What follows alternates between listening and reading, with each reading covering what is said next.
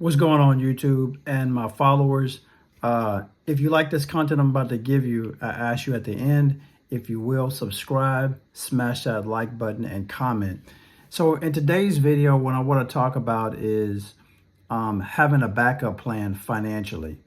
I'm talking from mere and just experience, and I'm telling you what I've learned in my life when it comes to financing, because unfortunately they didn't teach us this at any school, any university, any trade school, any tech school, right? We just went out there and we just experienced life, and there's no instructions.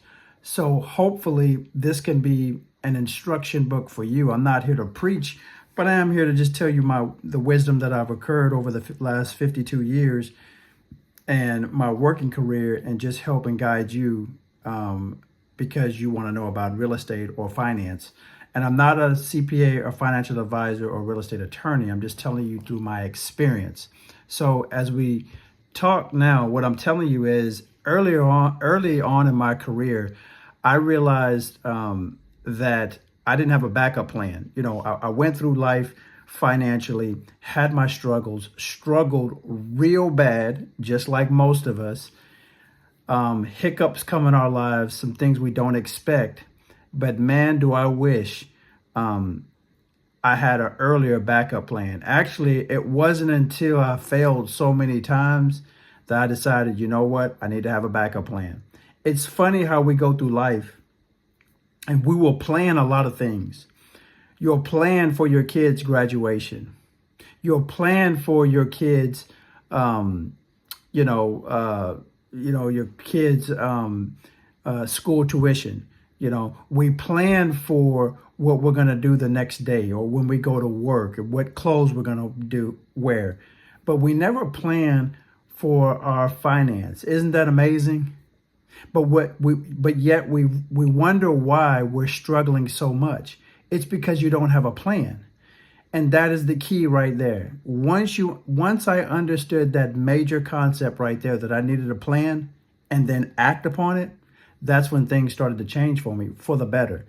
So, I had my hiccups in life. I remember I had surgery on my shoulder at a young age because I tore my I tore my shoulder up. I tore my knee up at a separate time.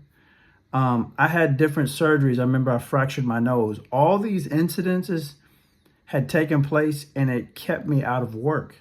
So when it kept me out of work, sometimes I was on short-term disability and sometimes I was on long-term disability. But here's what I want you to understand. When I'm off from work and I'm healing from these injuries, I'm not working at the job. I'm not exchanging time for wages. And then I sat back and I said, wait a minute, this ain't working. Because see, when I stopped going to work physically, then I stopped getting paid. And it may not seem like it's that big of a deal, but when you have kids and a wife to take care of and yourself, it becomes a big deal. Because now those bills mount up month after month after month. So much that you have so much month at the end of your money. That's what typically happens to people. And you don't want to be in that situation. And I learned right then and there, wait a minute, I've had these unfortunate situations that I couldn't foresee. How about have a backup plan? So even when things happen, boom, I got a safety net. I have a safety net in case something were to happen financially. So when I had other things that happened that I could not and did not have control of, like I had COVID and I was out for 6 months, I had already had me a real estate portfolio and I had passive income coming in. And that was the greatest feeling, because even though I was out for 6 months, right, and I didn't work, I still had my job, but I wasn't physically able to go to work. I didn't have that worry and stress that most people have. Now, I'm not worried about, and at the very beginning, I was never worried about buying a Ferrari, mansions, or jewelry. That was never a concern. I just wanted financial freedom. That was actually a better goal for me because I didn't have that much pressure. I understood that. Having a backup plan financially can get you ahead. All you got to do is learn the information, set up the pieces, and then take action.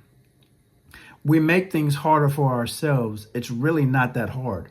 What's hard is working for somebody for 10, 20, 30, 40 years and not having anything to show for it, and not having any money in the bank, and not being able to retire, because that's most people.